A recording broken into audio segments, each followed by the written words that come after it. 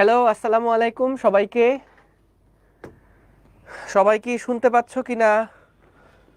স্ক্রিনের লেখা দেখতে পাচ্ছ কিনা জানাও।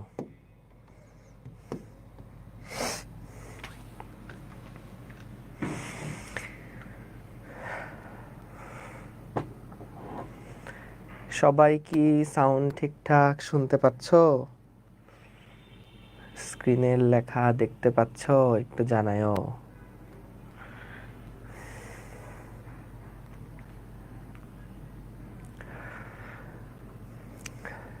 ঠিক আছে, সব ঠিক আছে।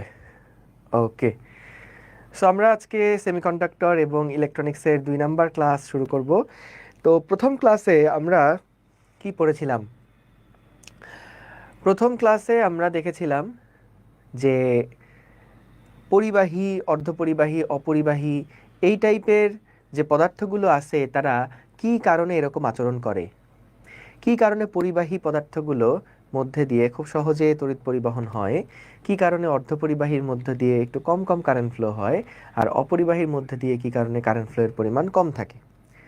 সো আমরা সেখানে দেখেছিলাম যে এর মূল যে কারণটা সেটা হচ্ছে ব্যান্ড থিওরি দিয়ে।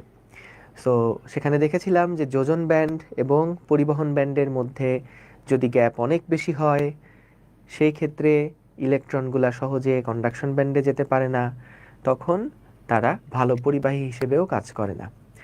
অপরদিকে পরিবাহী যেগুলো আছে সেগুলার যোজন ব্যান্ড এবং কন্ডাকশন ব্যান্ড একটা আরেকটার উপরে ওভারল্যাপ করে থাকে, যার ফলে শেষ কক্ষপথের যে ইলেকট্রনগুলো আছে তারা কিন্তু খুব সহজে কন্ডাকশন ব্যান্ডে চলে যেতে পারে এবং পুরাটা ক্রিস্টালের মধ্যে মুক্তভাবে চলাচল করতে পারে। সো যেহেতু মুক্তভাবে অনেক ফ্রি ইলেকট্রন থাকে তাই সেখানে তড়িৎ পরিবহনটা অনেক সহজ হয়। এরপরে আমরা দেখেছিলাম যে অর্ধপরিবাহীর ক্ষেত্রে যেটা হয় যে পার্থক্যটা মোটামুটি 2 ইলেকট্রন ভোল্টের কম থাকে। সিলিকনের ক্ষেত্রে এইটা গ্যাপ ছিল 1.1 ইলেকট্রন ভোল্ট, জার্মেনিয়ামের ক্ষেত্রে ছিল 0.7 ইলেকট্রন ভোল্ট। তারপরে আমরা শুরু করেছিলাম আমাদের সেমিকন্ডাক্টর আছে 2 রকমের, একটা হচ্ছে বিশুদ্ধ সেমিকন্ডাক্টর আর একটা হলো অবিশুদ্ধ সেমিকন্ডাক্টর। সো বিশুদ্ধ সেমিকন্ডাক্টর যেগুলা তার একটা এক্সাম্পল আমরা দিয়েছিলাম সিলিকন বা জার্মেনিয়ামও হতে পারে। সো সিলিকনের যেই বিশুদ্ধ সেমিকন্ডাক্টরটা সেইটাই কিন্তু সিলিকনের বিশুদ্ধ সেমিকন্ডাক্টরে কিন্তু আমরা দেখি যে সেখানে কোনো ভেজাল থাকে না, সবগুলো অণু সিলিকনের থাকে, সবগুলো পরমাণু সিলিকনের থাকে এবং তারা পরস্পর সমযোজী বন্ধনে আবদ্ধ থাকে। তো সেই সিলিকন বন্ধনের মধ্যে আমরা দেখেছিলাম যে রুম তাপমাত্রার কারণে কিছু সংখ্যক ইলেকট্রন সেখান থেকে মুক্ত হয়ে কন্ডাকশন ব্যান্ডে যায় এবং number of electron, number of হোলের পরিমাণ সেম থাকে, কিন্তু এই পরিমাণটা থাকে খুবই সামান্য, যার ফলে অর্ধপরিবাহীর মধ্যে দিয়ে কিন্তু খুব সহজে কারেন্ট ফ্লো হতে পারে না। বিশুদ্ধ অর্ধপরিবাহীর মধ্যে দিয়ে খুব সহজে বেশি তড়িৎ প্রবাহ পাঠানো যায় না। অন্যদিকে আমাদের দেখা যায় অবিশুদ্ধ যেই সেমিকন্ডাক্টর ছিল তার মধ্যে আমরা কিভাবে অবিশুদ্ধ বানাই, দুইভাবে অবিশুদ্ধ বানানো যায় বা দুইভাবে হচ্ছে বহির্জাত সেমিকন্ডাক্টর তৈরি করা যায়। একটা ছিল এন টাইপ আর একটা ছিল পি টাইপ। সো আমরা দেখেছিলাম এন টাইপ যে সমস্ত সেমিকন্ডাক্টরগুলো আছে সেইগুলা তৈরি করার জন্য আমাদেরকে পঞ্চযোজী পরমাণু দিয়ে ডোপিং করতে হতো এবং সেক্ষেত্রে আমরা দেখেছিলাম এন টাইপে আমাদের কোনটা ছিল মেজরিটি চার্জ ক্যারিয়ার। এন টাইপের ক্ষেত্রে মেজরিটি চার্জ ক্যারিয়ার ছিল ইলেকট্রন আর মাইনরিটি চার্জ ক্যারিয়ার ছিল হোল। আর পি টাইপের ক্ষেত্রে আমরা যখন ডোপিং করতাম তখন ত্রিযোজী টাইপের পরমাণু দিয়ে ডোপিং করা লাগতো এবং এই ত্রিযোজী টাইপের পরমাণু দিয়ে ডোপিং করলে আমরা দেখতাম যে হোলের পরিমাণ বেড়ে যেত এবং ইলেকট্রনের পরিমাণ সংখ্যায় কম থাকতো। So majority charge carrier P টাইপের জন্য হচ্ছে হোল আর এন টাইপের জন্য হচ্ছে ইলেকট্রন। সো পি টাইপের মাইনরিটি চার্জ ক্যারিয়ার কারা? এরা হচ্ছে ইলেকট্রন। সো আমরা এই পর্যন্ত কিন্তু লাস্ট ক্লাসে পড়েছিলাম। এটুকু হলো আমাদের সামারি। সবার কি মনে পড়ছে কিছু? আগের দিনের কি রিভিশন দিছো? বলো তো। এই যে গত পরশুদিন আমরা যেটা পড়লাম এই চ্যাপ্টার থেকে কি সিকিউ আসে টেস্ট পেপার দেখলেই বুঝবা এই চ্যাপ্টার থেকে সিকিউ আসে। ঠিক আছে, সবার কি মনে পড়ছে কিছু? আচ্ছা, গুড, ভেরি গুড। সো চলো আমরা আজকে আরেকটা কাজ করব বলেছিলাম, সেটা হচ্ছে এই যে পি টাইপ সেমিকন্ডাক্টর পেলাম এবং এবং আমরা যে এন টাইপ সেমিকন্ডাক্টর পেলাম, তো এবার কি করব, একটা বিশুদ্ধ সেমিকন্ডাক্টর নিব, শুধু সিলিকনের একটা সেমিকন্ডাক্টর, একটা ক্রিস্টাল আমরা নিব। নেওয়ার পরে এক পাশে আমরা পি টাইপ ডোপিং করব, আর এক পাশে আমরা এন টাইপ ডোপিং করব। ভাইয়া কেন কেন এগুলা করব, লাভটা কি? তো চলো সেগুলো আমরা একটু আগে লাভের ব্যাপারটা আগে জেনে আসি, দেখে আসি, বুঝে আসি। তুমি খেয়াল করো, বলো তো আমাদের বাসাবাড়িতে এই সকেটের মধ্যে যে কারেন্টটা আসে, এই কারেন্টটা কি আসলে ডিসি কারেন্ট নাকি এসি কারেন্ট? বলো তো। আমি জানি তোমরা ডিসি এসি পড়ছো, চ্যাপ্টার 5-এ পড়ছো। ডিসি এসি কারেন্টগুলা কি পড়েছো? বলো তো। না, আগের ক্লাস না করলে আজকে কিছু বুঝবা না, আগের ক্লাসটা করে আসো। আরো হিমিম, ঠিক আছে। AC, good. সো আমাদের আশা করি এসি কারেন্ট, ডিসি কারেন্ট এগুলা সম্পর্কে তোমাদের আইডিয়া আছে। সো ডিসি কারেন্টে কি ছিল, এসি কারেন্টে কি ছিল, একটু ছোট করে চলো আমরা একটু দেখে আসি। যে খেয়াল করো, একজন বলছে যে ভাইয়া এগুলা পড়তেছি হুদাই। আচ্ছা, দেখা যাক কতটুকু হুদাই পড়বো আমরা, দেখি। হ্যাঁ, দেখা যাবে ইলেকট্রনিক্স সামনে তুমি যা কিছু করতেছো সব কিছুই কিন্তু এই সেমিকন্ডাক্টরের ওপরেই নির্ভরশীল। তো এটা কোনো জিনিসই এখানে হুদাই না, বুঝছো? এগুলো না হইলে একেবারে পুরা সিস্টেমই কলাপস করে যাবে, ইলেকট্রনিক্স নিয়ে যত কিছু আছে। আচ্ছা, সো খেয়াল করো এখানে আমাদের যখন আমরা এসি কারেন্টের কথা বলি, বুঝছো? আচ্ছা, এসি না ভাই, আগে ডিসির কথা আসি। এগুলো তোমরা চ্যাপ্টার 5-এ অলরেডি পড়ছো, আমি তারপরেও একটু ছোট করে একটু মনে করায় আসি। হ্যাঁ, সো মনে করো আমাদের চলতরিতের ক্ষেত্রে আমরা যে সমস্ত সার্কিটগুলো দেখেছিলাম সেইগুলা ছিল ভাইয়া এইরকম টাইপের সার্কিট।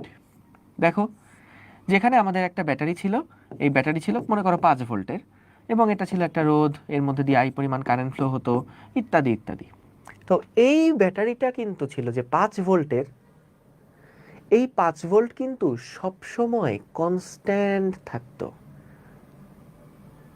অর্থাৎ সময়ের সাথে সাথে এই 5 ভোল্টের মান কিন্তু চেঞ্জ হতো না। সময়ের সাথে সাথে সব সময় ব্যাটারিটা 5 ভোল্টের একটা বিভব পার্থক্যই মেনটেন করত। সো দেখা যাবে তাহলে যদি আমরা গ্রাফ আঁকি, তাহলে দেখা যাবে যদি ওয়াই অক্ষ বরাবর নেই ভি, এক্স অক্ষ বরাবর নেই টি, সো দেখা যাবে টি এর মান যখন 1 সেকেন্ড তখনও ব্যাটারি ভি বিভব পার্থক্য তৈরি করছে, যখন 2 সেকেন্ড তখনও ভি, যখন 3 সেকেন্ড তখনও ভি, যখন 4 সেকেন্ড তখনও ভি। সো দেখা যাবে যদি আমি ওই পয়েন্টগুলোকে একসাথে অ্যাড করি, তাহলে দেখা যাবে আমরা একটা স্ট্রেইট লাইন পাবো। এইটা ছিল হচ্ছে ভাইয়া আমাদের ডিসি ভোল্ট, এটা ছিল আমাদের DC source, direct current source, direct current source. বুঝতে পেরেছো? সংক্ষেপে এটাকে আমরা বলি ডিসি সোর্স, ডিরেক্ট কারেন্ট। এখন দেখো এই ডিরেক্ট কারেন্টে যেটা হয় সব সময় কিন্তু, যেহেতু এই ভোল্টেজটা সেম থাকে, বর্তনীতে রোধের মানও সেম, সো দেখা যায় যে কারেন্ট যেটা ফ্লো হচ্ছে এটার মানও সেম থাকে। একটা কনস্ট্যান্ট তড়িৎ প্রবাহ সব সময় কিন্তু এখানে বজায় থাকে। কনস্ট্যান্ট একটা কারেন্ট ফ্লো সব সময় ওই ব্যাটারিটা পাঠায় বর্তনীর মধ্যে। এগুলা হচ্ছে ডিসি সোর্সের আলাপ, ডিসি সোর্সের আলাপ, বুঝছো? এইবার আসো এসি সোর্সে ভাইয়া কি হয়। এসি সোর্সটা সেই, বুঝতে পারছো? এসি সোর্সটা কিন্তু সেই। সো খেয়াল করো এসি সোর্সে যেটা হয় সেটা হচ্ছে আমাদের সময়ের সাথে সাথে এই ভোল্টেজটাও পরিবর্তন হয়, সময়ের সাথে সাথে ভোল্টেজটার মান পরিবর্তন হয় এবং দিকও পরিবর্তন হয়, বুঝছো? সো তোমরা কিভাবে করে ওই যে এসি কারেন্ট তৈরি করে এটা চ্যাপ্টার 5-এ একটু দেখছো। ওই যে দুইটা চুম্বকের মাঝখানে একটা আর্মেচার কয়েল থাকে, একটা কয়েল থাকে, সেই কয়েলকে যদি আমরা টারবাইন দিয়ে ঘুরাইতে পারি তাহলেই কিন্তু ওই কয়েলের মধ্যে একটা এসি কারেন্ট তৈরি হয়, একটা অল্টারনেটিং কারেন্ট তৈরি হয়। এবং কার কার মনে আছে যে অল্টারনেটিং কারেন্টের একটা সমীকরণ ছিল আই সমান সমান I not sine omega t? মনে আছে? দেখো তো, এরকম একটা সমীকরণ ছিল না ভাইয়া, যে আই সমান সমান, যে স্মল আই দিয়ে লিখতে হয়তো বা, আই সমান সমান I not sine omega t. So এইটাকে আমরা বলতাম পর্যাবৃত্ত প্রবাহ। কারণ কি? কারণ নির্দিষ্ট সময় পর পর এটার কারেন্টের মান সেম হয়, নির্দিষ্ট সময় পর পর কারেন্টটা পরিবর্তন হয়ে সেম হয়ে যায়। সো এটা একটা সাইন কার্ভ অনুযায়ী কিন্তু কারেন্টের মানটা চেঞ্জ হয়, তাই না? কারেন্টের মানটা চেঞ্জ হয়। সো খেয়াল করো, এই ক্ষেত্রে কিন্তু আমরা দেখেছিলাম যে আমাদের যখন এটা তো তড়িৎ কিভাবে পরিবর্তন হয় সেটা, যদি আমরা বিভবের ক্ষেত্রে বলি, বিভবের ক্ষেত্রে সূত্রটা কিন্তু ছিল এরকম যে ই সমান সমান ই নট সাইন ওমেগা টি। এই পুরা জিনিসটা কিন্তু আমরা দেখে এসেছি কোন চ্যাপ্টারে বলো তো বস? চ্যাপ্টার 5-এর মধ্যে দেখে এসেছি। আচ্ছা, গেল। সো এখানে খেয়াল করো, যেটা দেখা যাবে যে সময়ের সাথে সাথে এই ভোল্টেজটা কিন্তু সাইন কার্ভ মেনটেন করছে। টাইম যত বাড়বে এই ভোল্টেজটা কিন্তু একটা সাইন কার্ভ মেনটেন করছে। এইখানে ছিল টাইম যাচ্ছে যাক, কিন্তু ভোল্টেজটা ছিল সেম, একই রকম, সব সেকেন্ডে একই রকম ছিল। কিন্তু এইখানে সময়ের সাথে সাথে বিভবটা কিন্তু পরিবর্তন হচ্ছে। কিভাবে পরিবর্তন হচ্ছে? সাইন কার্ভ অনুযায়ী পরিবর্তন হচ্ছে। সো দেখা যাবে যে এখানে আমাদের গ্রাফটা এইরকম টাইপের একটা গ্রাফ হয়ে যাবে। বিভবের যে গ্রাফটা, সেই বিভবের গ্রাফটা দেখা যাবে একটা সাইন কার্ভ অনুযায়ী চলতে থাকবে।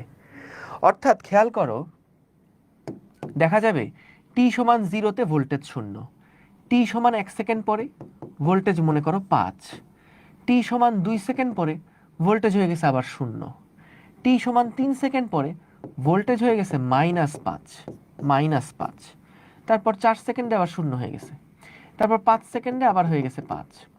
সো দেখা যাচ্ছে বিভিন্ন সময়ে সোর্সের দুই পাশে যে বিভব পার্থক্য, সেই বিভব পার্থক্য আসলে পরিবর্তন হচ্ছে।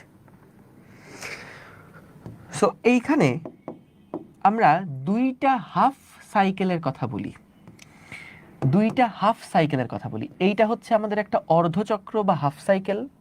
হাফ সাইকেল, এটা তো ফুল সাইকেল। দেখো এই পুরাটা একটা চক্র কমপ্লিট করলে এইটাকে আমরা বলছি একটা ফুল সাইকেল, কমপ্লিট সাইকেল। আর যদি অর্ধেক সাইকেল এর কথা বলা হয়, মানে এই ফুল সাইকেলের অর্ধেক কোনটা? অর্ধেক হচ্ছে এতটুকু। সো এইটাকে আমরা বলি হাফ সাইকেল। শুধু কি হাফ সাইকেল বলি? না, এটাকে বলা হয় পজিটিভ হাফ সাইকেল। এইটাকে বলা হচ্ছে পজিটিভ হাফ সাইকেল, আর এটাকে বলা হচ্ছে নেগেটিভ হাফ সাইকেল। ঠিক আছে? ধনাত্মক অর্ধচক্র, ঋণাত্মক অর্ধচক্র। এটা পজিটিভ বললাম, এটা নেগেটিভ বললাম। কেন এটা পজিটিভ নেগেটিভ বলছি? কারণ দেখো এই পাশে ভোল্টেজটা পজিটিভ আর এই পাশে ভোল্টেজটা নেগেটিভ। এখন আমরা যদি ধরো একদম আগের মতন একটা সার্কিট চিন্তা করি, কিন্তু এবার আমরা সার্কিটের মধ্যে এরকম ডিসি সোর্স দিব না। এইবার আমরা করব কি শোনো, সার্কিটের মধ্যে এবার একটা এসি সোর্স লাগাই দিব, এসি সোর্স লাগাই দিব। এখন ভাইয়া এই এসি সোর্সের যে বিভব, সেটা তো আসলে কখনো পজিটিভ বিভব হয়, কখনো নেগেটিভ বিভব হয়। এখন ভাই পজিটিভ বিভব মানে কি আর নেগেটিভ বিভব মানেই বা কি?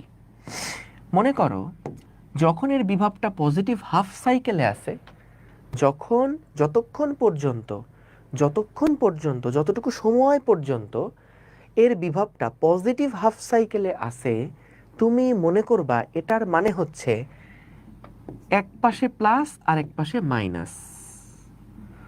অর্থাৎ কারেন্ট মনে করো এই দিক দিয়ে বের হচ্ছে, কারেন্ট এই দিক দিয়ে বের হচ্ছে মনে করো যতক্ষণ এটা পজিটিভ হাফ সাইকেলে আসে। এবার আসো নেগেটিভ হাফ সাইকেল, অর্থাৎ বিভবটা নেগেটিভ হয়ে যাবে। বলো তো এখানে বিভব ছিল +5 ভোল্ট, যদি বলি বিভবটা -5 ভোল্ট করে দাও, তাহলে তুমি কি করবা? ব্যাটারিটাকে উল্টায় দিবা। এইটা যদি +5 ভোল্ট হয়, বিভব পার্থক্য যদি এটা হয় +5 ভোল্ট, যদি আমি তোমাকে বলি এটা -5 ভোল্ট করে দাও, তাহলে তুমি কি করবা? ব্যাটারিটাকে উল্টায় দিবা যাতে কারেন্ট উল্টা দিকে ফ্লো হয়। ঠিক একইভাবে এখানে যখন পজিটিভ হাফ সাইকেল, তখন মনে করো আমাদের কারেন্ট বের হচ্ছে ব্যাটারির এই বাম পাশ থেকে। যখন নেগেটিভ হাফ সাইকেল, তখন মনে করো কারেন্টটা বের হচ্ছে এবার ডান সাইড থেকে। সো এইবার মনে করো পজিটিভ সাইডটা ওই পাশে চলে গেছে, নেগেটিভ সাইডটা এই পাশে চলে আসছে। সো তাহলে দেখো আমাদের এসি সোর্সের বেলায়, এসি সোর্সকে এরকম একটা গোল্লা দিয়ে মাঝখানে এরকম একটা সাইন কার্ভের মতন চিহ্ন দেওয়া হয়।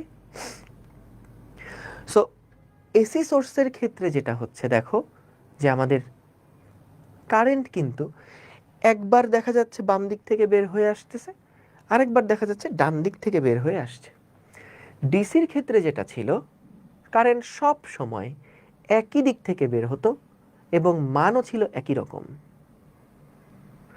কিন্তু এইবার আমাদের এসি সোর্সের বেলায় কারেন্টের দেখো মানেও পরিবর্তন হবে এবং দিকটাও কিন্তু চেঞ্জ হতে থাকবে। এটা হলো এসি সোর্স।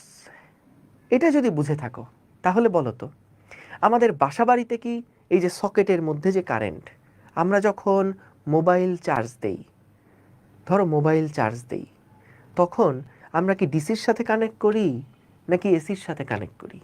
এসির সাথে কানেক্ট করি, এসির সকেটের মধ্যে ঢুকাই, কারণ আমাদের সকেটগুলোতে তো এসি কারেন্ট আসতেছে।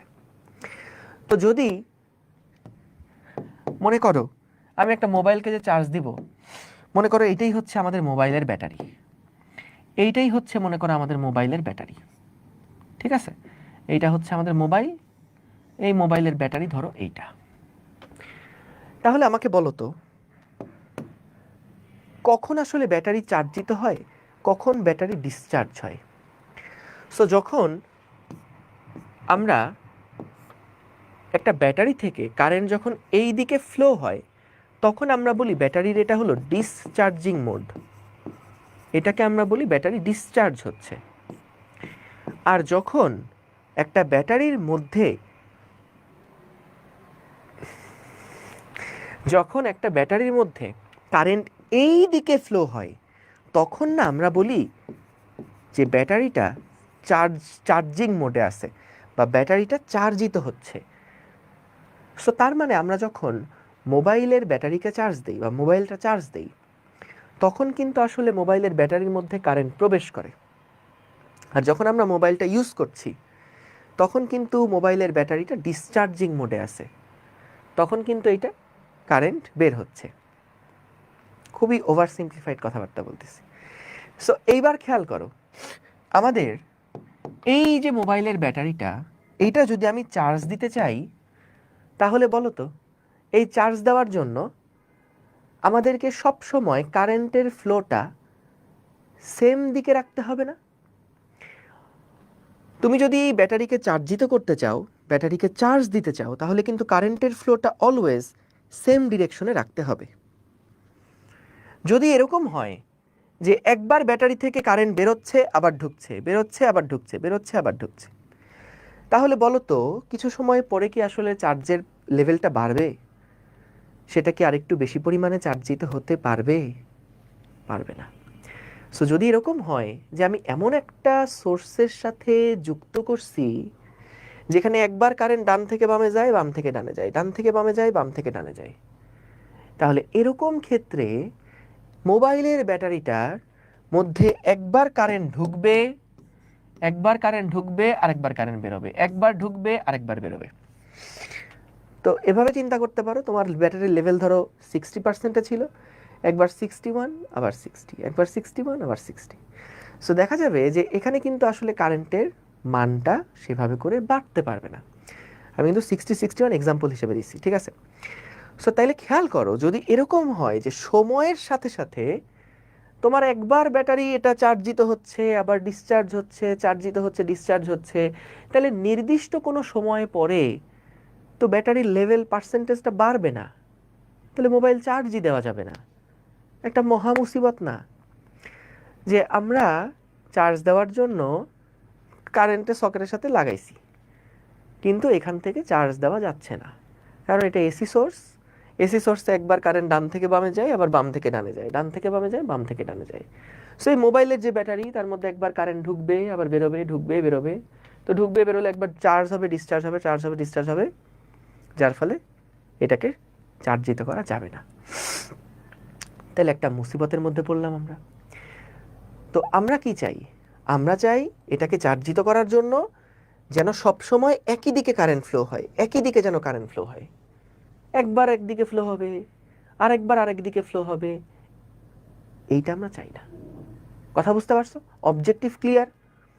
যে আমরা চাই যে কারেন্টটাকে একদিকে ফ্লো করাতে, কারণ এসি ব্যবহার করা ছাড়া না আমাদের উপায় নাই। ওই যে পানি বিদ্যুৎ কেন্দ্র থেকে যে বিদ্যুৎটা আসতেছে, এটা একটা অল্টারনেটিং বিদ্যুৎ, একটা এসি বিদ্যুৎ, এসি কারেন্ট। আমাদের ডিসি দিয়ে আমরা আসলে অনেক পাওয়ারের লোড চালাতে পারবো না। ডিসি দিয়ে যদি আমরা অনেক পাওয়ারের লোড চালাইতে যাই, তাহলে বিশাল বড় বড় ব্যাটারি লাগবে একটা বাসা বাড়ির জন্য, যেটা আসলে ফিজিবল না। তো আমাদের এসি ব্যবহার করা ছাড়া কিন্তু কোনো উপায় নাই। এখন এসিও ব্যবহার করতে হবে, আবার এরকম এই নাচানাচিও করা যাবে না যে একবার ডান থেকে বামে একবার বাম থেকে ডানে, এরকম দিকেও কারেন্ট ফ্লো করা যাবে না। তাহলে এখন সলিউশন কি? দেখো, কারেন্ট আমাদের এসিটাই ব্যবহার করতে হবে, এসি কারেন্টই লাগবে।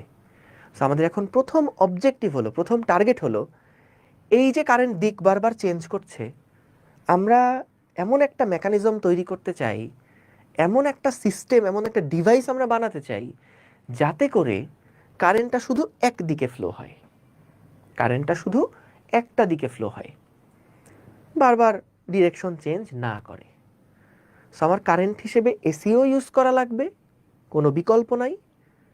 কারণ ডিসি নিলে যে পাওয়ার আমরা ব্যবহার করি, এটার জন্য হিউজ ব্যাটারি লাগবে,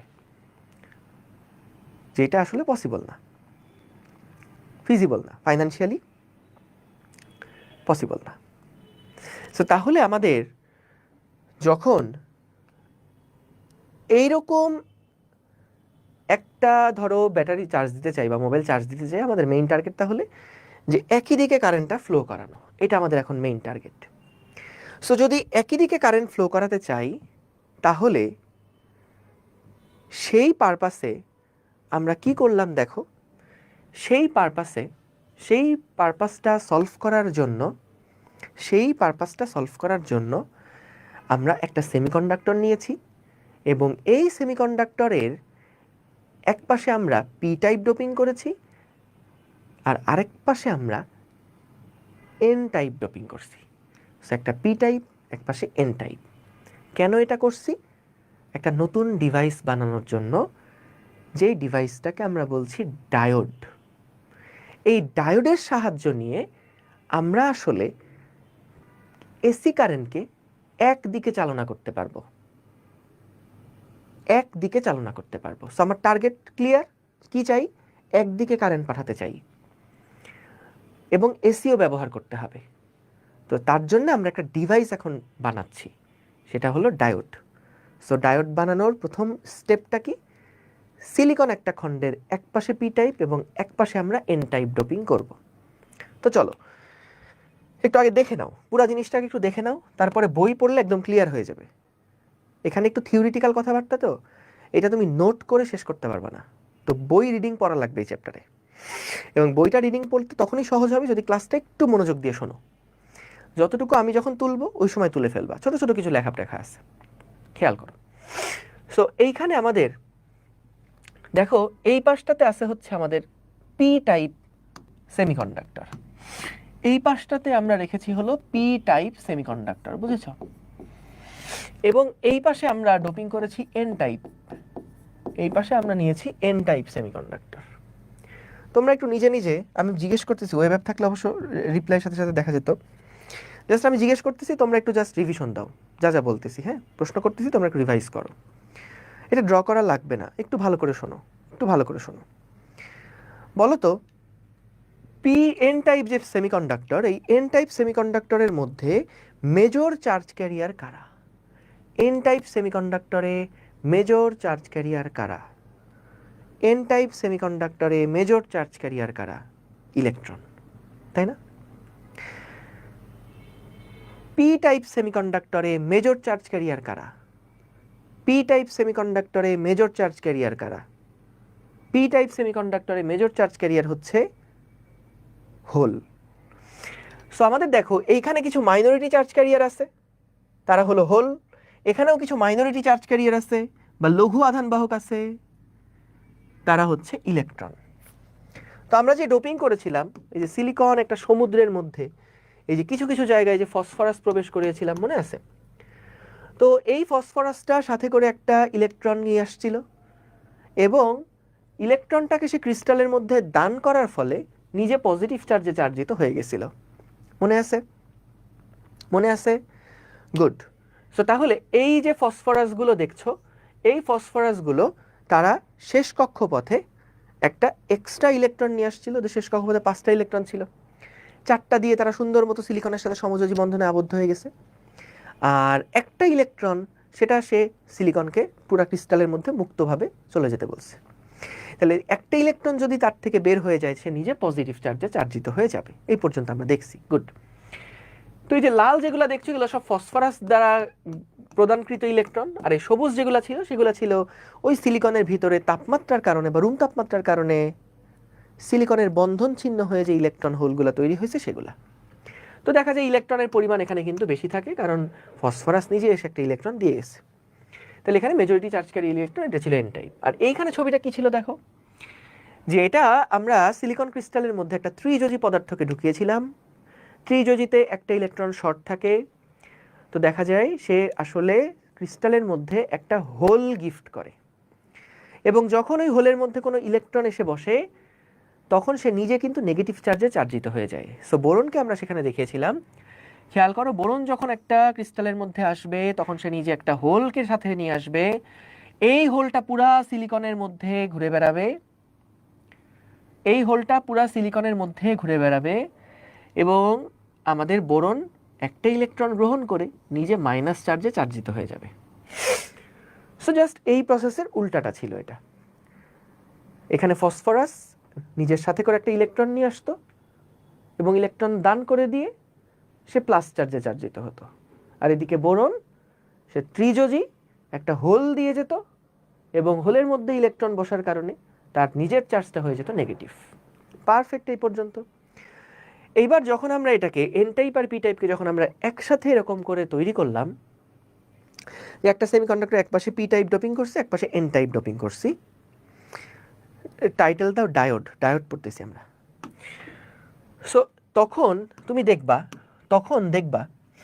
এইখানে আমাদের কিন্তু যখন যুক্ত করা হইলো তখন একটু খেয়াল করো তো, এই পাশে আমাদের নাম্বার অফ ইলেকট্রন কিন্তু বেশি, এই ডান পাশে আমাদের নাম্বার অফ ইলেকট্রন বেশি, নাম্বার অফ হোল কিন্তু কম। আর বাম পাশে নাম্বার অফ ইলেকট্রন কিন্তু কম, নাম্বার অফ হোল কিন্তু বেশি। তো মনে করো এই জিনিসটা কেমন হবে, একটা রুমের মধ্যে তুমি কি করলা, একটা সেন্টের শিশি খুলে রাখছো, সেন্টের যেই ছিপি, শিশি তো খুলে রাখা যায় না, শিশি খুলে রাখছো বা ছিপিটা খুলে রাখছো। সো ছিপি খুলে রাখলে কিছুক্ষণ সময় পরে তুমি যখন রুমের মধ্যে ঢুকবা তখন বলো তো ওই যে গন্ধটা সেটা কি পুরা রুমের মধ্যে ছড়ায় যাবে না? সো আমাদের সেন্টের যে বায়ুকণাগুলো আছে বা সেন্টের যে কণাগুলো আছে সেই কণাগুলো কিন্তু ব্যাপন প্রক্রিয়ার মাধ্যমে পুরাটা রুমের মধ্যে ছড়ায় যাবে। সো ব্যাপন প্রক্রিয়া কখন হয়?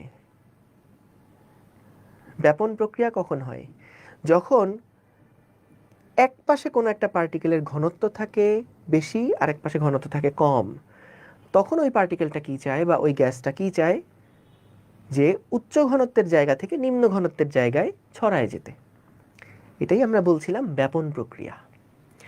সো এইখানে খেয়াল করে দেখো, এই পাশে অনেক ইলেকট্রন আছে, ফ্রি ইলেকট্রন, আর এই পাশে অনেকগুলা হোল আছে।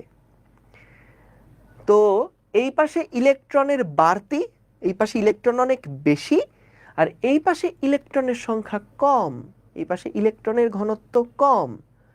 এই পাশে আবার হোলের ঘনত্ব বেশি, আর এই পাশে আমাদের হোলের ঘনত্ব কম।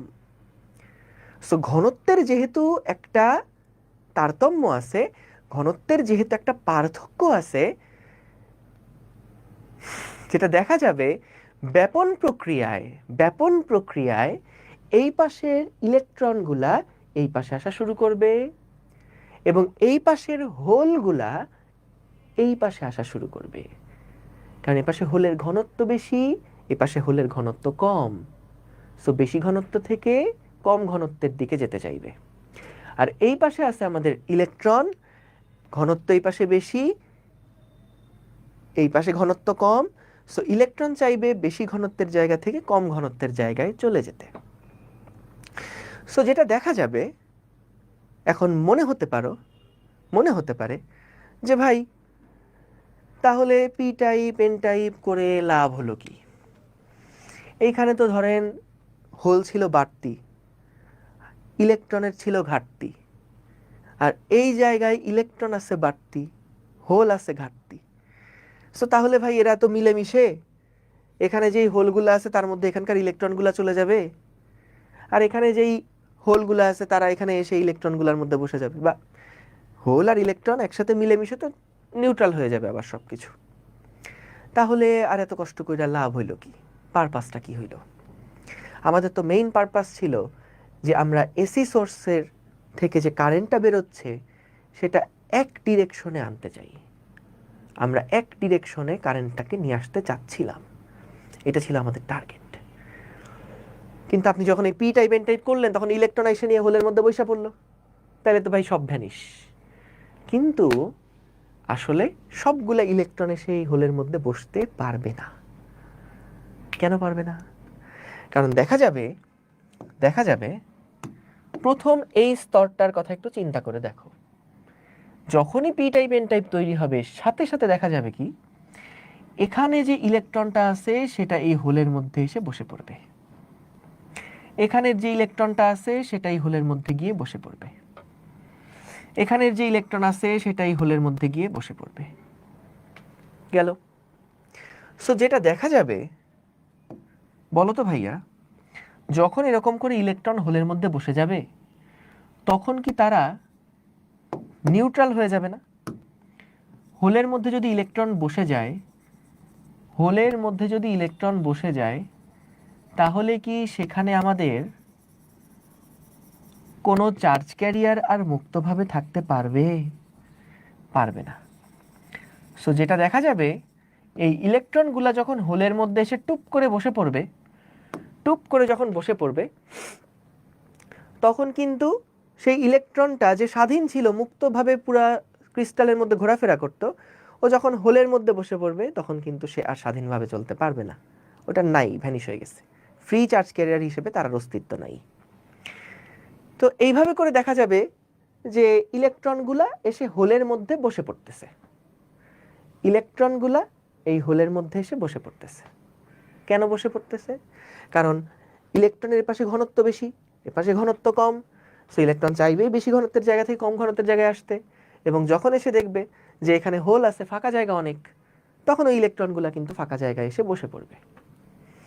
সো দেখো খেয়াল করে যেটা দেখা যাবে, কিছু সময় পরে এই ঘটনা ঘটা বন্ধ হয়ে যাবে। এরকম হবে না যে এই পাশের সব ইলেকট্রনগুলা এসে এই হোলের মধ্যে বসে পড়ছে, এরকমটা হবে না। সব ইলেকট্রনগুলো এসে হোলের মধ্যে এসে বসে পড়ছে, এইরকমটা কখনো হবে না। কিছু সময় পরে এই যে ইলেকট্রনের ট্রান্সফার, এইটা আটকায় যাবে। কেন আটকায় যাবে? কারণ দেখা যাবে যখন এই পাশে এই হোলগুলা ইলেকট্রনের মধ্যে বা ইলেকট্রনগুলো হোলের মধ্যে গিয়ে বসে পড়লো, তখন কিন্তু আমাদের এই পাশে একটা পজিটিভ চার্জ উন্মুক্ত হয়ে আছে, এই পাশে একটা নেগেটিভ চার্জ উন্মুক্ত হয়ে আছে। এইখানে ফসফরাসের সাথে একটা পজিটিভ চার্জ, এখানে একটা নেগেটিভ চার্জ, বোরনের সাথে একটা নেগেটিভ চার্জ, একটা ফসফরাসের সাথে পজিটিভ চার্জ। সো দেখা যাবে এই মাঝখানের রিজিয়নটাতে কোনো ফ্রি ইলেকট্রন নাই, কারণ তারা একটা আরেকটাকে খেয়ে ফেলছে, ইলেকট্রন হোলগুলাকে খেয়ে শেষ করে ফেলছে, নাই, এগুলো ভ্যানিশ, কোনো ফ্রি ক্যারিয়ার আর নাই এই মাঝখানের রিজিয়নটাতে। শুধুমাত্র এই পাশে প্লাস আধান আছে, এই পাশে মাইনাস আধান আছে। আধান কি ভাইয়া মুভ করতে পারতো? বলতো যে পজিটিভ আধান ফসফরাসগুলো তৈরি করছিল এরা কি মুভ করতে পারতো ক্রিস্টালের মধ্যে? না। ইলেকট্রনগুলা যে নেগেটিভ আয়নগুলা এগুলা কি মুভ করতে পারতো পুরো ক্রিস্টালের মধ্যে? না, এটা তো ফিক্সড। এরা তো ভাই একটা আরেকটা মিলে এখন আয়নিক বন্ধন তৈরি করতে পারতেছে না, এর মধ্যে তো পুরাটাই সমযোজী বন্ধন। সো তাহলে খেয়াল করো, এই পাশে একটা প্লাস চার্জ ফিক্সড হয়ে বসে থাকবে, এই পাশে এক ঝাঁক মাইনাস চার্জ ফিক্সড হয়ে বসে থাকবে। সো তার মানে দেখো এই দিকে কিন্তু একটা ইলেকট্রিক ফিল্ড তৈরি হচ্ছে, প্লাস থেকে মাইনাসের দিকে দেখা যাবে একটা তড়িৎ ক্ষেত্র তৈরি হয়ে যাচ্ছে। প্লাস থেকে মাইনাসের দিকে একটা তড়িৎ ক্ষেত্র তৈরি হয়ে যাচ্ছে। প্লাস থেকে মাইনাসের দিকে তড়িৎ ক্ষেত্র তৈরি হয়ে যাচ্ছে। এখন তড়িৎ ক্ষেত্র তৈরি হলে সমস্যা কি? দেখো, যখন এপাশের কোনো একটা ইলেকট্রন চাইবে, আমি এখানে একটা ছোট্ট করে ইলেকট্রন আঁকাই নেই, দাঁড়াও, এইটা হচ্ছে মনে করো আমাদের ইলেকট্রন। সো যখন এই পাশের একটা ইলেকট্রন চাইবে এবার এই বাম পাশে এসে একটা হোলের মধ্যে বসতে, তখন খেয়াল করো এই ইলেকট্রনটা কিন্তু ওই পাশে আর যেতে পারবে না। কেন? কারণ এইখানে যে মাইনাসের একটা লেভেল আছে, এই মাইনাসের লেভেলটা কি করবে, এইটাও তো নেগেটিভ চার্জ লালটা, আর এখানেও মাইনাস আধান দিয়ে ভর্তি। সো দেখা যাবে এই মাইনাস আধানগুলা এটাকে আর যেতে দিবে না, মাইনাস আধানগুলো এটাকে আর যেতে দিবে না, ও কাছে যাওয়ার চেষ্টা করবে কিন্তু এখান থেকে বিকর্ষিত হয়ে চলে আসবে।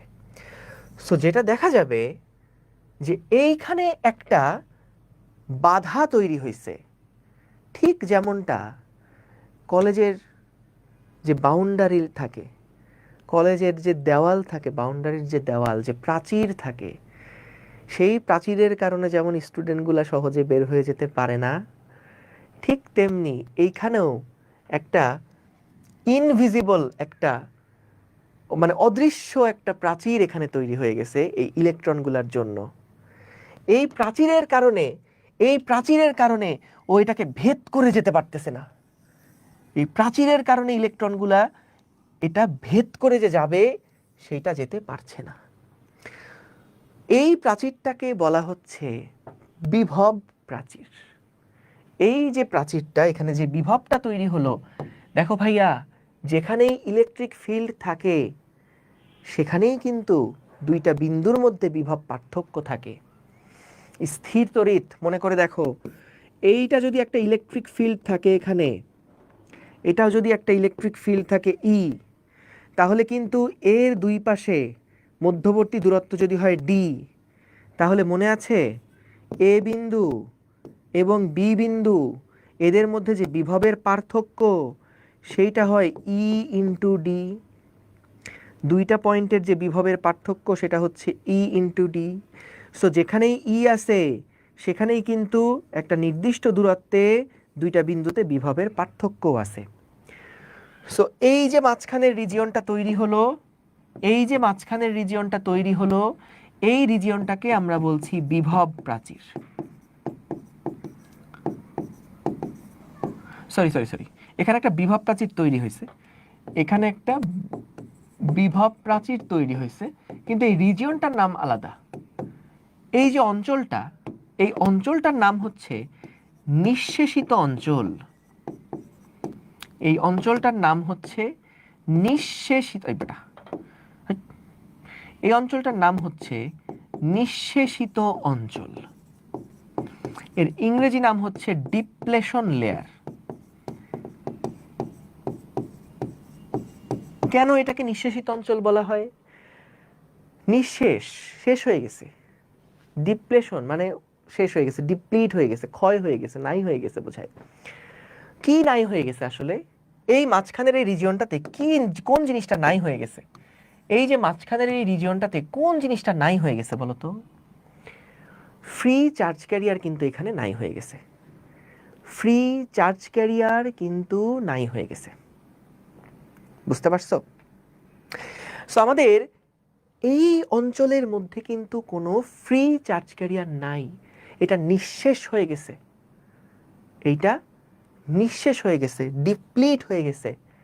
এই কারণে এটাকে আমরা বলছি নিঃশেষিত অঞ্চল। কেন নিঃশেষিত?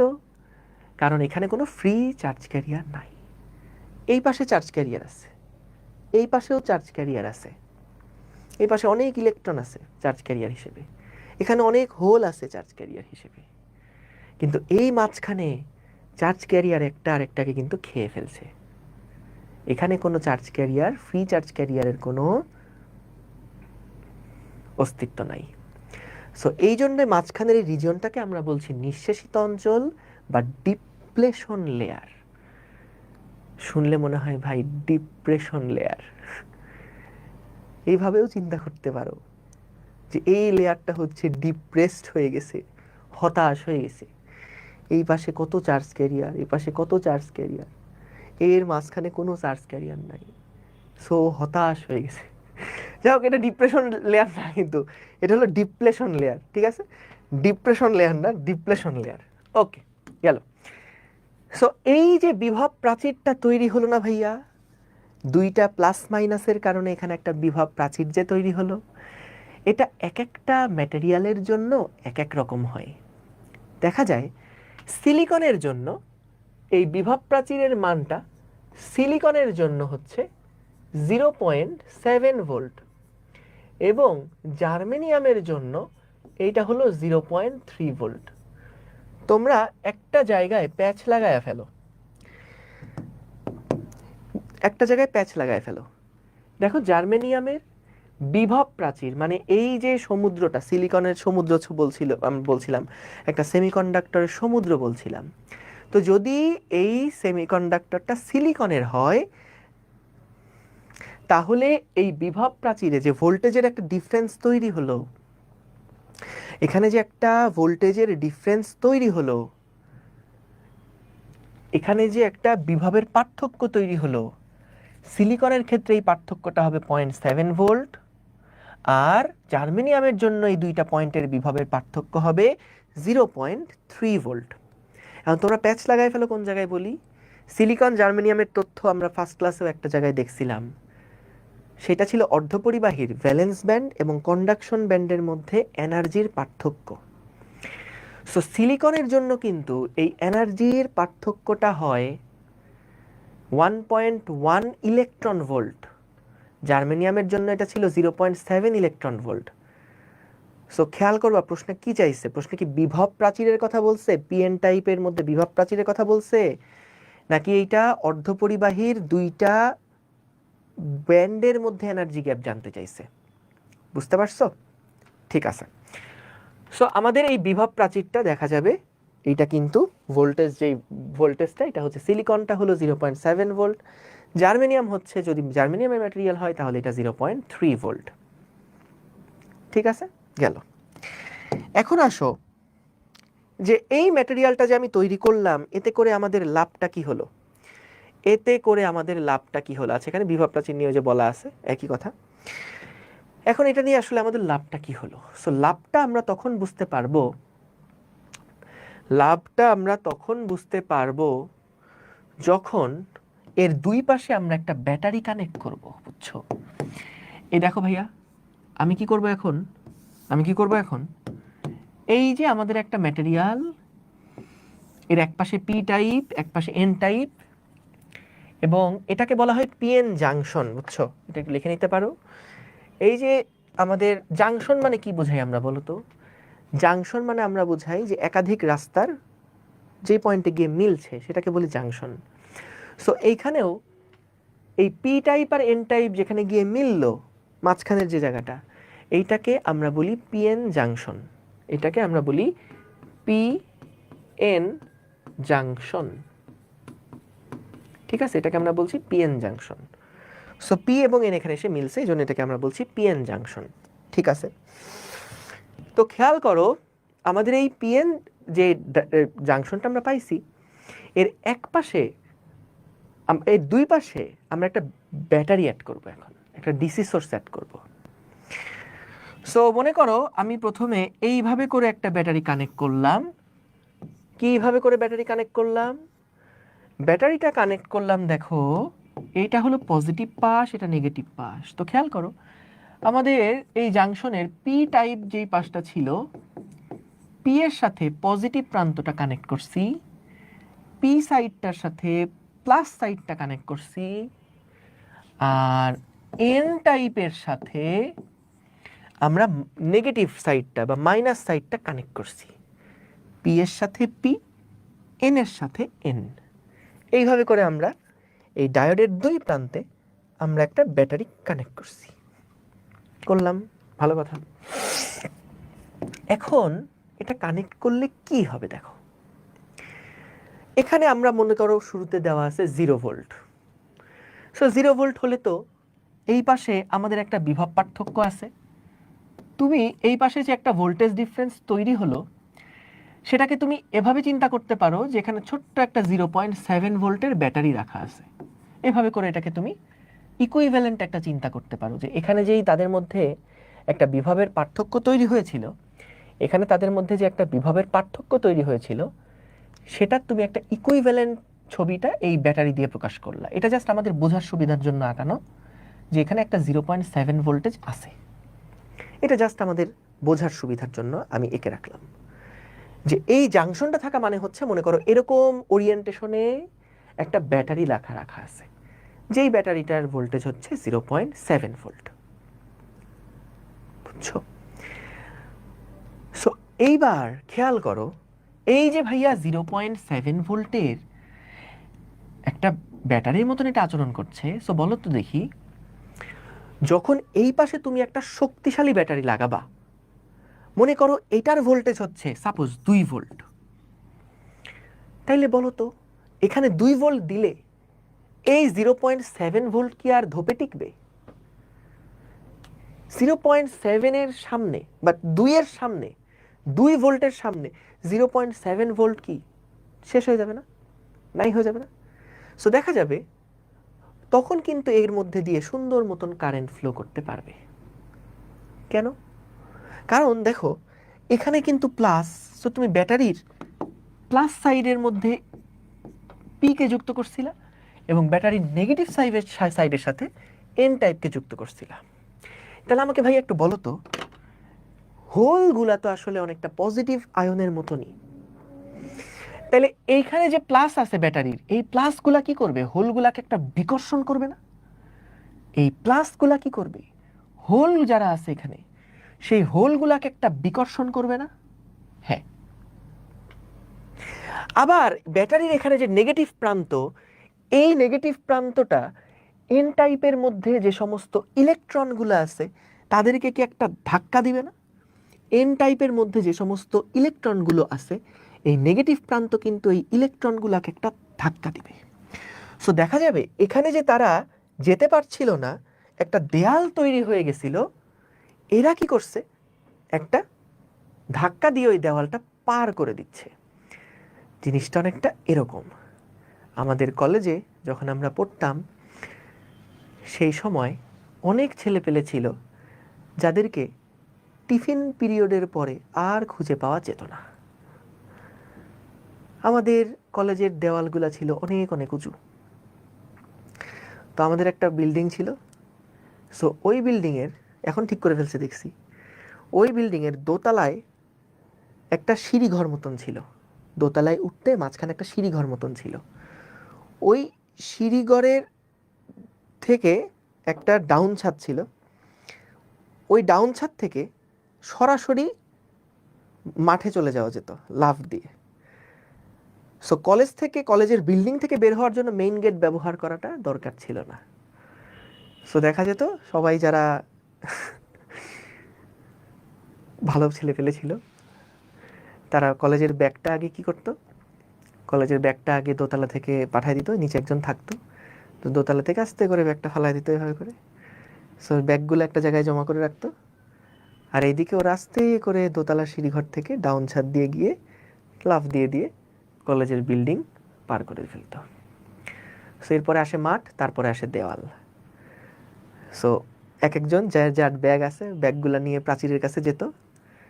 প্রাচীরের কাছে গিয়ে দেখা যেত প্রথম প্রথম যারা যাচ্ছে, যে ধরো যে মোটামুটি নিজেই টপকাইতে পারে, সে লাস্টে থাকতো।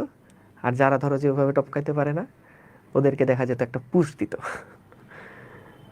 কারণ দেয়াল অনেক উঁচু। সে একটা পুশ দিয়ে দেখা যেত যে ও উপরে দেয়াল ধরে তারপরে পগার পার। সেরকম করে টিফিন পিরিয়ডের পরে তাদেরকে আর খুঁজে পাওয়া যেত না। তো দেখো এই যে দেওয়াল টপকানো, এই দেওয়াল টপকানো একা একা হইলে কিন্তু ওরা টপকাইতে পারতো না।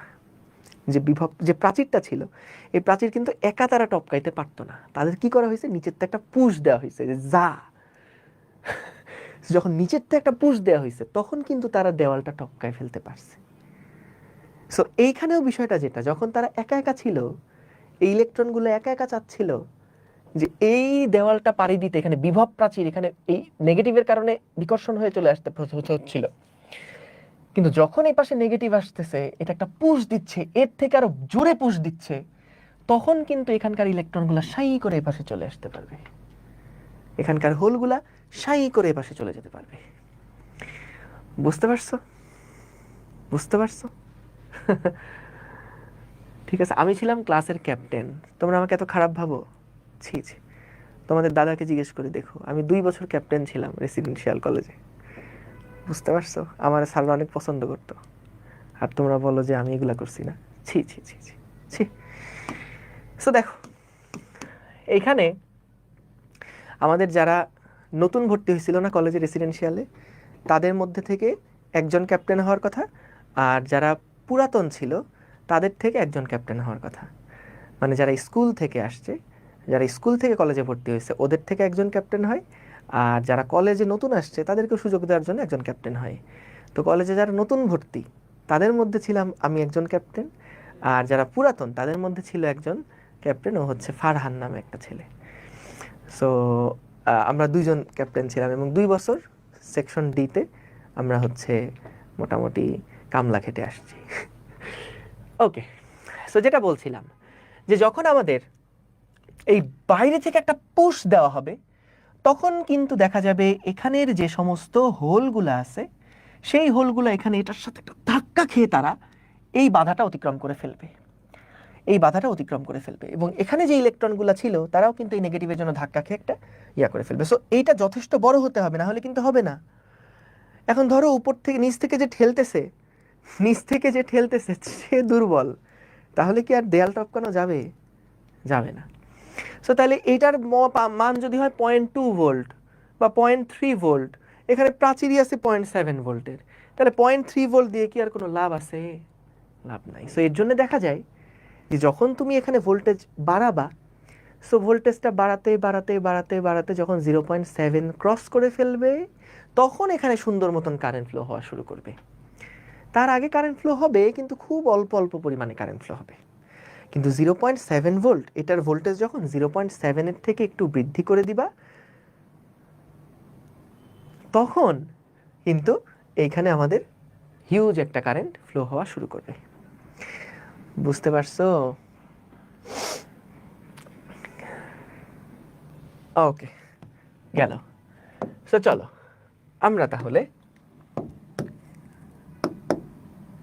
গ্রাফটা যদি দেখি ভাইয়া, যে আল্লাহ এত বড় হয়ে গেল কেন, আমরা যদি গ্রাফটা একটু দেখি, যে সময়ের সাথে না সরি, যে আমাদের ভোল্টেজ বৃদ্ধির সাথে সাথে এক্স অক্ষ বরাবর এই ভোল্টেজটা বৃদ্ধির সাথে সাথে আমাদের কারেন্টের মানটা আসলে কিভাবে চেঞ্জ হয়েছে, সেটার একটা গ্রাফ আমরা দেখতে চাই। যে এখানে ভোল্টেজটা যখন 0 ভোল্ট, তখন এর মধ্যে কোনো কারেন্ট ফ্লো হচ্ছিল না।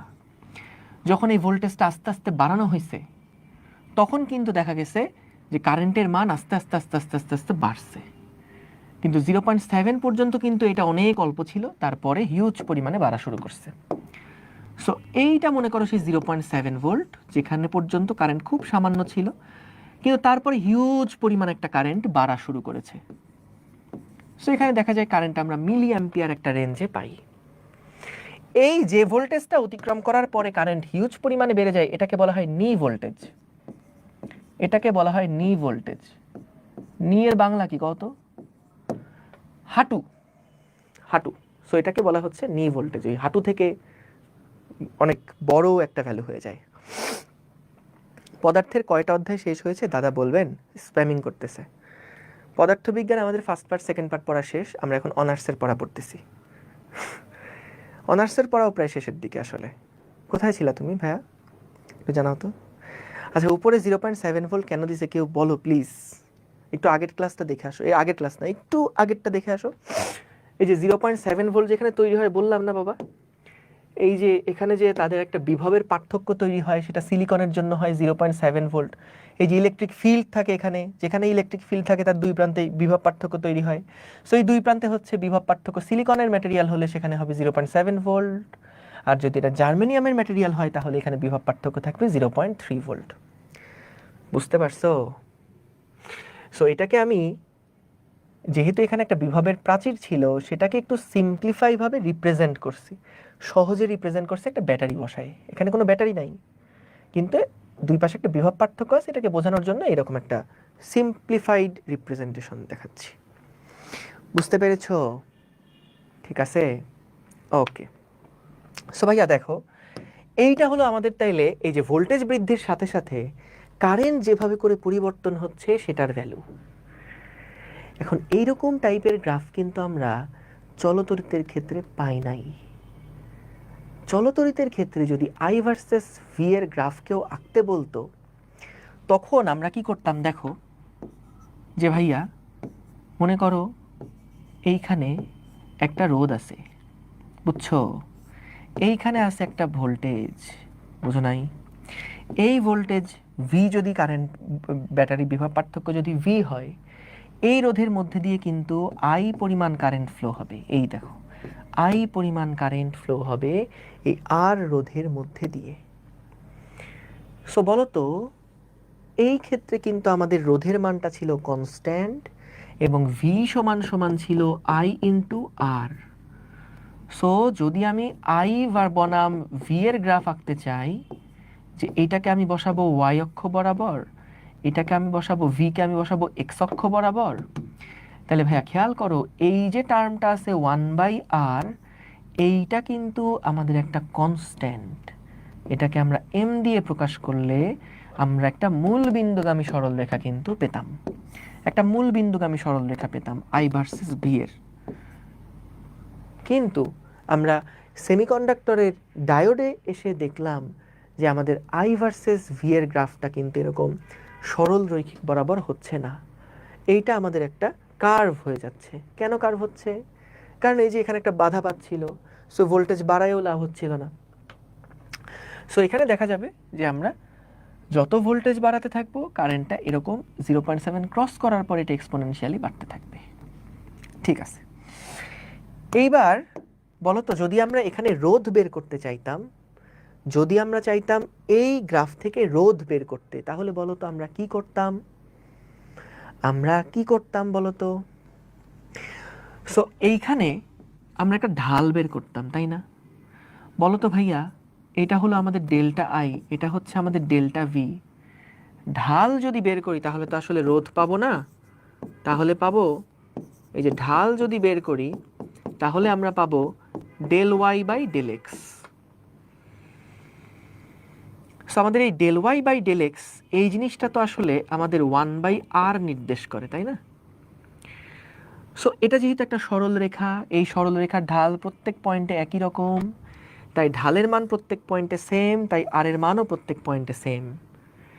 এইখানে একটা কনস্ট্যান্ট রোধ কিন্তু ছিল, একটা কনস্ট্যান্ট রোধ ছিল, কিন্তু এইখানে বলো তো যদি আমরা ঢাল বের করি, এইখানে ভাইয়া যদি আমরা ঢাল বের করি তাহলে কিন্তু del I by del V যে পাবো, এই মানটা কি বলতো, এই ঢালের মানটা কি প্রত্যেকটা পয়েন্টে এখন একই রকমের হবে? ঢালের মানটা কি প্রত্যেকটা পয়েন্টে একই রকম হবে?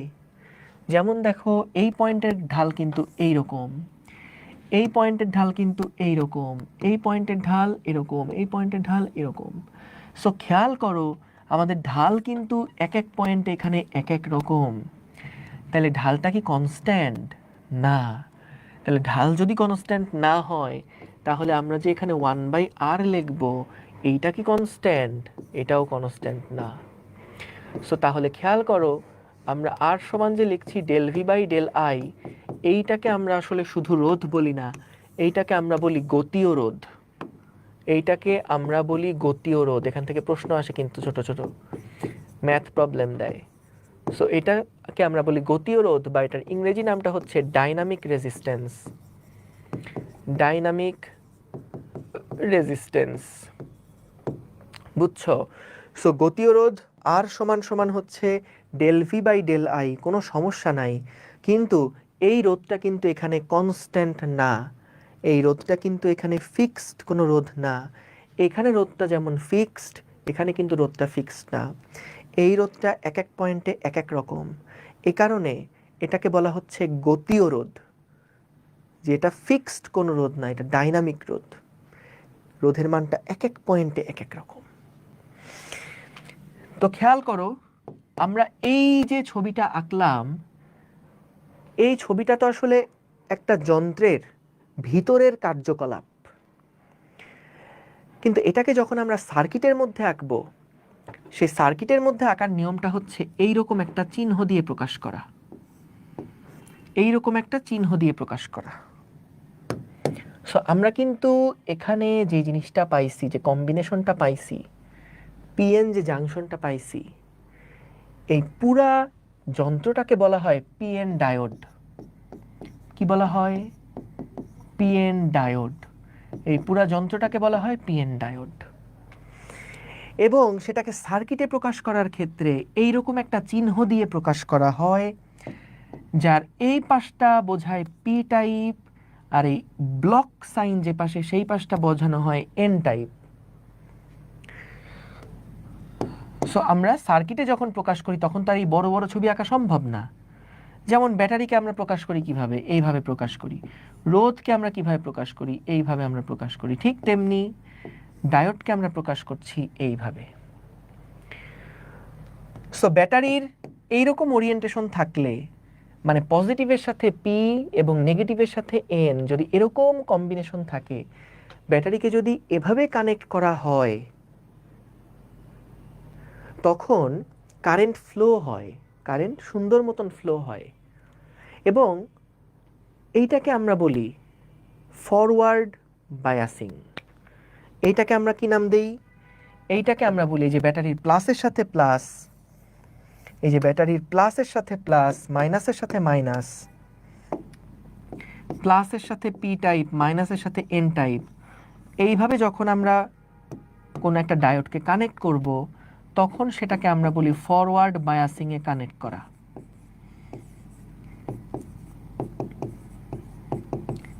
এটাকে বলা হয় সম্মুখবর্তী ঝোঁক। সম্মুখবর্তী ঝোঁক। এখন এটার মানে কি? সম্মুখবর্তী মানে হচ্ছে যে কারেন্টটা আসলে পাস করছে, সম্মুখ বরাবর অতিক্রম করছে। সো সম্মুখবর্তী ঝোঁক মানে বায়াস, যে আমরা এটাকে এমনভাবে বায়াস করছি যে কারেন্ট সামনের দিকে অগ্রসর হচ্ছে, কারেন্ট সামনের দিকে অগ্রসর হচ্ছে। বুঝতে পেরেছো? ঠিক আছে, এটাকে আমরা বলছি সম্মুখবর্তী ঝোঁক। পারফেক্ট। এখন এই সম্মুখবর্তী ঝোঁকের গ্রাফ কিন্তু এইটা, ঠিক আছে? এবং রোধের মানটা আমরা দেখলাম, এটা হচ্ছে ঢাল। এখন দেখো, যখন এরকম সম্মুখবর্তী ঝোঁক থাকে, যখন যদি আমাদের এটা একটা আইডিয়াল টাইপের ডায়োড হয়, যদি আমাদের এটা একটা আদর্শ ডায়োড হয়, আইডিয়াল ডায়োড হয়,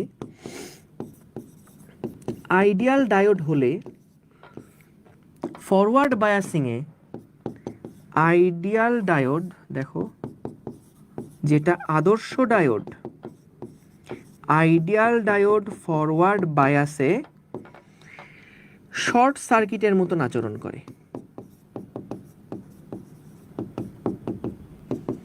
শর্ট সার্কিটের ন্যায় আচরণ করে। এর মানে কি ভাইয়া? আইডিয়াল ডায়োড হচ্ছে এমন টাইপের ডায়োড যেগুলার দুই পাশে আসলে ওই যে যেখানে যেমন 0.7 ভোল্ট, তারপর যে জার্মেনিয়ামের জন্য 0.3 ভোল্ট তৈরি হলো না, আইডিয়াল ডায়োড হচ্ছে এমন টাইপের ডায়োড যাদের ওই দুই পাশের বিভব পার্থক্য আসলে নাই, যাদের ওই দুই পাশের বিভব পার্থক্য আসলে নাই। সো এটা আইডিয়াল অবস্থা, আইডিয়াল ডায়োড এটা। হ্যাঁ, সো দেখা যায় আইডিয়াল ডায়োডের ক্ষেত্রে যখন আমরা এটাকে ফরওয়ার্ড বায়াসে কানেক্ট করব ভাইয়া, এই যে এটা তো আমাদের সেই ডায়োডটা, এটা পি এর পাশ, এটা এন এর পাশ। তো বলছে যখন তুমি এটাকে এরকম ফরওয়ার্ড বায়াসিংয়ে কানেক্ট করবা, তখন এটা একটা শর্ট সার্কিটের মতন আচরণ করবে। মানে কি? তার মানে হচ্ছে এখানে কোনো উপাদান আছে বলে মনেই হবে না। অর্থাৎ এই দেখো এখানে কিন্তু শর্ট হয়ে গেছে, তার শর্ট হয়ে গেলে যেরকম হয় এটা একটা শর্ট সার্কিটের মতন আচরণ করবে। এই ডায়োডটা যদি ফরওয়ার্ড বায়াসিংয়ে রাখো, যদি এটা আইডিয়াল ডায়োড হয় তাহলে এটা এরকম আমাদের শর্ট সার্কিটের মতন আচরণ করবে। কিন্তু যদি এটা আইডিয়াল ডায়োড না হয়ে বলে দেয় এটা একটা সিলিকন ডায়োড বা এটা একটা জার্মেনিয়াম ডায়োড, তখন কিন্তু দেখা যাবে যে এর অ্যাক্রসে একটা ভোল্টেজ ডিফারেন্স পাওয়া গেছে এবং সেটা হচ্ছে 0.7 ভোল্ট বা 0.3 ভোল্ট। সো তখন আমরা যেটা করব, যখন ওই যে কেসিএল কেভিএল অ্যাপ্লাই করি না, কেসিএল কেভিএল এ যেমন ব্যাটারির বড় দাগে প্লাস ছোট দাগে মাইনাস দিয়ে হিসাব করতে হয়, ঠিক তেমনি যখন আমরা এরকম পিএন ডায়োড এর মধ্যে কেভিএল অ্যাপ্লাই করব, তখন এই পি এর সামনে দিবা পজিটিভ চিহ্ন আর এন এর সামনে দিবা নেগেটিভ চিহ্ন। বুঝছো? সো যখন আমাদেরকে দেখা যাবে যে বের করতে হচ্ছে, যখন আমাদেরকে দেখা যাবে কেভিএল অ্যাপ্লাই করতে হচ্ছে লুপের মধ্যে, সো এখানে দেখা গেল যে ডায়োডটা একটা উপাদান আছে। তো সেই ক্ষেত্রে আমরা যেমন ব্যাটারির বড় দাগে প্লাস ছোট দাগে মাইনাস দেই, ঠিক তেমনি এই পি টাইপের সামনে দিব প্লাস আর এন টাইপের সামনে দিব মাইনাস। বুঝছো? ক্লিয়ার? গুড, অনেক কিছু পড়ে ফেলছো, সাব্বাস। সো গেল, এই ঘটনাগুলা আমরা বুঝে ফেললাম।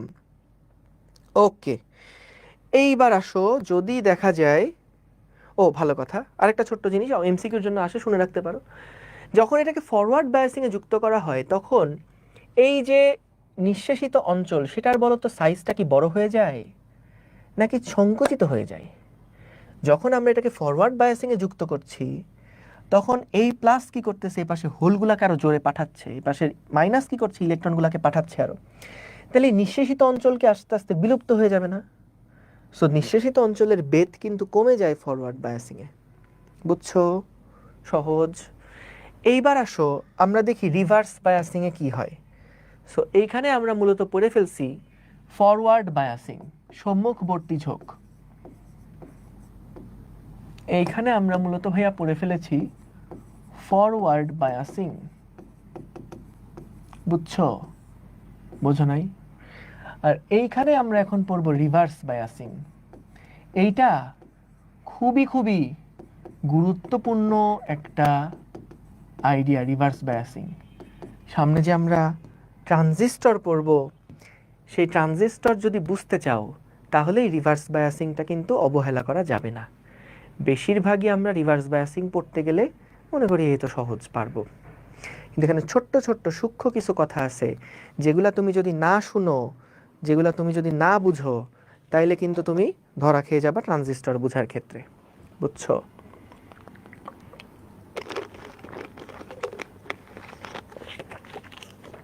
ওকে, ক্লিয়ার?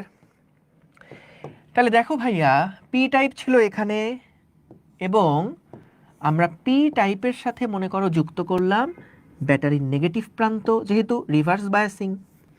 তাহলে এখন আমাদের আগে যেভাবে ব্যাটারি কানেক্ট করেছিলাম এবার তার বিপরীতভাবে ব্যাটারি কানেক্ট করব। সো ভাইয়া খেয়াল করো, এইখানে আমরা যেই পি টাইপ আছে সেই পি টাইপের সাথে যুক্ত করলাম মাইনাস প্রান্ত আর এন টাইপের সাথে যুক্ত করলাম প্লাস প্রান্ত। তাহলে কি হবে একটু খেয়াল করো, এই প্লাস প্রান্ত চলে আসবে এখানে, মানে প্লাস প্রান্তের একটা প্রভাব থাকবে এখানে, আর এই মাইনাসের প্রভাব একটা থাকবে এই পাশে। সো খেয়াল করো, এই মাইনাসগুলা কি করবে, মানে এখানে যে ব্যাটারির ঋণাত্মক প্রান্ত, সেই ঋণাত্মক প্রান্ত কিন্তু হোলগুলাকে আকর্ষণ করবে, হোলগুলাকে আকর্ষণ করবে। তাহলে এখানে অলরেডি যে বিভব প্রাচীরটা ছিল সেই বিভব প্রাচীর আরো বেড়ে যাবে, কারণ এখানেও যে সমস্ত হোলগুলা ছিল এই মাইনাসের আকর্ষণে বা নেগেটিভ প্রান্তের আকর্ষণে এখানের হোলগুলা আরো সব একপাশে চেপে যাবে, এখানের হোলগুলা সব একপাশে চেপে যাবে। আর এখানে যে আমাদের পজিটিভ প্রান্ত আছে বা ধনাত্মক প্রান্ত আছে, এই ধনাত্মক প্রান্ত দেখা যাবে যে এন টাইপের যারা ইলেকট্রন ছিল সেই ইলেকট্রনগুলা এর দ্বারা আকৃষ্ট হবে। তাহলে এর দিকে ইলেকট্রনগুলা সব চেপে যাবে, এর দিকে সব হোলগুলা চেপে যাবে। সো দেখা যাবে এই জায়গাতে আমাদের একটা বড় বিভব প্রাচীর তৈরি হয়ে গেছে। আমাদের নিঃশেষিত অঞ্চলের যে সাইজ সেইটা বলতো কমে গেল না বেড়ে গেল? বেড়ে গেল। তাহলে যখন আমরা ব্যাটারির ভোল্টেজকে উল্টায় দিলাম তখন এই রকম একটা কাহিনী দেখা গেল। সো যদি আমরা এখানে একটা গ্রাফ আঁকাই আগের মতন, যে এক্স অক্ষ বরাবর ভোল্টেজ, ওয়াই অক্ষ বরাবর কারেন্ট, তাহলে ভাইয়া যেটা দেখা যাবে, আমাদের যেহেতু এবার ভোল্টেজটা নেগেটিভ দিকে, আগে ছিল ভোল্টেজ পজিটিভ দিকে, আগে ছিল পজিটিভ ভোল্টেজ, যখন ব্যাটারি উল্টাই দিছি এবার নেগেটিভ ভোল্টেজ। সো দেখা যাবে যে আমাদের গ্রাফটা এইরকম একটা গ্রাফ পাওয়া যাবে, এইরকম একটা গ্রাফ পাওয়া যাবে। প্রথম প্রশ্ন হচ্ছে ভাইয়া এখানে তো কোনো কারেন্ট যাওয়ারই কথা না, কারণ আপনি তো এখানে যে চার্জ ক্যারিয়ার তাদেরকে সবাইকে তো এক সাইডে সরায় নিলেন, এই পাশের যে নিরীহ চার্জ ক্যারিয়ারগুলো ছিল তাদেরকে তো আপনি সবগুলাকে দুই পাশে টেনে নিছেন, তাহলে এখানে কারেন্ট ফ্লো করবে কেটা? আপনার তো এখানে একটা ওপেন সার্কিট তৈরি হয়ে থাকলো, রাইট। আইডিয়াল ডায়োডের কথা তুমি যদি চিন্তা করো, যখন আমরা একটা আইডিয়াল ডায়োডকে এরকম রিভার্স বায়াসিংয়ে যুক্ত করি, যদি এটা একটা আইডিয়াল ডায়োড হয় তখন এই ডায়োডটা একটা সিম্পলি ওপেন সার্কিটের মতন আচরণ করবে। এই ডায়োডটা সিম্পলি নিজে একটা কিসের মতন আচরণ করবে? একটা ওপেন সার্কিটের মতন আচরণ করবে। এইটা একটা ওপেন সার্কিট, খোলা বর্তনীর মতন আচরণ করবে। সো যেটা দেখা যাবে যে এই দিক দিয়ে যদি এটা একদম আইডিয়াল ডায়োড হয় তাহলে এই ডায়োডের মধ্যে দিয়ে কোনো কারেন্ট ফ্লো হতে পারে না, কোনো কারেন্ট ফ্লো হতে পারে না। সো রিভার্স বায়াসিং দ্রুত চেনার, ফরওয়ার্ড বায়াসিং দ্রুত চেনার একটা উপায় আছে, একটা সিস্টেম আছে, একটা শর্টকাট আছে। শর্টকাটটা হচ্ছে, তুমি দেখো এই ডায়োডটা কিন্তু একটা দিকে তার অ্যারো মার্ক আছে, তো যেই দিকে তার অ্যারো মার্ক, মানে যে এখানে যেমন ডান দিকে একটা অ্যারো মার্ক দেওয়া, যদি দেখো যে কারেন্টটা এই অ্যারো মার্কের দিকে যাচ্ছে, তার মানে বুঝবা কারেন্ট ফ্লো হবে, ওই ডায়োডটা কারেন্টকে পাস করতে দিবে। কিন্তু যদি উল্টা দিকে কারেন্ট আসে, যদি এই অ্যারো মার্কের উল্টা দিকে আসে, তাহলে দেখো এখানে একটা ক্লোজ চিহ্ন দেখা যাচ্ছে, একটা বন্ধ, কারেন্টকে পাস করতে দিব না। সো এইভাবে করে দ্রুত তুমি চিনতে পারো যে কোন ডায়োডটা ফরওয়ার্ড বায়াসে আছে, কোনটা রিভার্স বায়াসে আছে। সো যদি এরকম হয় যে কারেন্ট এদিক দিয়ে ঢুকতে চাচ্ছে, তার মানে কারেন্ট আসলে এদিকে ঢুকতে পারবে না, উল্টা গেট দিয়ে কারেন্ট ঢুকতে পারবে না। কিন্তু যদি এই দিকে কারেন্ট ফ্লো হয় এরোর দিকে, তাহলে কারেন্ট ফ্লো করতে পারবে। কথা বুঝছো? এরোর দিকে কারেন্ট ফ্লো করতে পারবে, কিন্তু এরো যেদিকে আছে তার উল্টা দিকে কিন্তু কোনো কারেন্ট ফ্লো করতে পারবে না। বুঝছি? ক্লিয়ার? সো এখন কথা হচ্ছে যে ভাইয়া বুঝলাম আইডিয়াল ডায়োড হলে ওপেন সার্কিট হবে, কিন্তু রিয়েল ডায়োডে এরকম যে একটা কারেন্ট আপনি পাচ্ছেন, এই কারেন্টটা কেন পাবেন? এই কারেন্টটা দেখা যায় সামথিং মাইক্রো অ্যাম্পিয়ার রেঞ্জে হয়, আগেরটা ছিল মিলি অ্যাম্পিয়ার রেঞ্জে, এটা হয় মাইক্রো অ্যাম্পিয়ার রেঞ্জে। সো ভাইয়া দেখো এখানে কারেন্ট ফ্লো হওয়ার কারণটা কি? আবার কারেন্টটা কিন্তু উল্টা দিকে ফ্লো হচ্ছে না, মানে ওয়াই অক্ষের পজিটিভ দিকে কারেন্ট ফ্লো হচ্ছে না, নেগেটিভ দিকেই কারেন্ট ফ্লো হচ্ছে, নেগেটিভ দিকে কারেন্ট ফ্লো হচ্ছে। সো এই কারেন্টটা ফ্লো হওয়ার কারণটা কি? দেখো কারেন্টটা ফ্লো হওয়ার কারণ কি? খুব দারুণ একটা কনসেপ্ট এখানে আছে, জানার পরে শেখার পরে হাউমাউ করে খালি কাঁদবা, এত সুন্দর জিনিস পৃথিবীতে এক্সিস্ট করে আর আমি আজকে মাত্র জানলাম। নিজের ডিপ্রেশন লেয়ার বড় হয়ে যাবে। সো দেখো এখানে বলো তো ভাইয়া, পি টাইপের মধ্যে কি শুধু হোল আছে? হ্যাঁ, পি টাইপের মধ্যে কি শুধু হোল আছে? না, পি টাইপের মধ্যে কিন্তু আছে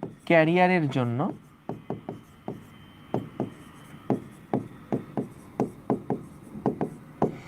কারেন্ট ফ্লো করে। কত কারেন্ট ফ্লো করে? মাইক্রো অ্যাম্পিয়ার রেঞ্জের কারেন্ট ফ্লো করে। বুঝতে পারছো? মাইক্রো অ্যাম্পিয়ার রেঞ্জে কারেন্ট ফ্লো করে। ঠিক আছে, বুঝছো? গুড। সো তাহলে আমরা ফরওয়ার্ড বায়াসিং এবং রিভার্স বায়াসিং কিভাবে কাজ করে সেটা দেখলাম। সো ফরওয়ার্ড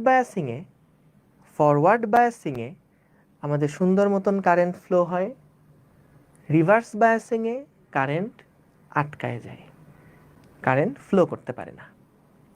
ঠিক আছে, ঠিক আছে। তো তাইলে বলো তো, যদি আমি এবার দুইটা গ্রাফকে একসাথে আঁকি, দুইটা গ্রাফকে যদি আমি এইবার একসাথে আঁকি, তাহলে একটু খেয়াল করো তো কি হবে। দুইটা গ্রাফকে যদি আমি এবার একসাথে আঁকি, এইটা হচ্ছে বিভব আর এইটা হচ্ছে গিয়ে আমাদের কারেন্ট। ঠিক আছে। সো ভোল্টেজ চেঞ্জের সাথে সাথে কারেন্টের চেঞ্জটা কেমন হয় এইটা আমরা একটু বের করতে চাই। ভোল্টেজ বৃদ্ধির সাথে সাথে কারেন্টের বৃদ্ধিটা কেমন হয়, কারেন্টের চেঞ্জটা কেমন হয় ডায়োডে, সেইটা আমরা একটা গ্রাফের মধ্যে এখন দেখতে চাই। সো জাস্ট আগের দুইটা গ্রাফকে আমরা জোড়া লাগায় দিব। সো খেয়াল করো, প্রথমত ভোল্টেজ বৃদ্ধির সাথে যে কারেন্টের বৃদ্ধি, ফরওয়ার্ড বায়াসিং এর ক্ষেত্রে গ্রাফটা হয় এইরকম। দেখো, ফরওয়ার্ড বায়াসিং এর ক্ষেত্রে গ্রাফটা হয় এইরকম, এবং রিভার্স বায়াসিং এর ক্ষেত্রে গ্রাফটা হয় এইরকম। সো আমরা এই পাশে যেটা পাচ্ছি এটাকে আমরা বলছি ফরওয়ার্ড বায়াসিং, এই পাশে যেটা পাচ্ছি এটাকে আমরা বলছি রিভার্স বায়াসিং। ফরওয়ার্ড বায়াসিং এ কারেন্ট ফ্লো হয় কাদের জন্য? মেজরিটি চার্জ ক্যারিয়ারের জন্য কারেন্ট ফ্লো হয়। মেজরিটি চার্জ ক্যারিয়ারের জন্য কারেন্ট ফ্লো হয়, কারেন্ট ফ্লো হয়। আর রিভার্স বায়াসিং এ আমরা দেখেছি কাদের জন্য কারেন্ট ফ্লো হয়? মাইনরিটি চার্জ ক্যারিয়ারে, মাইনরিটি চার্জ ক্যারিয়ারের জন্য কারেন্ট ফ্লো হয়।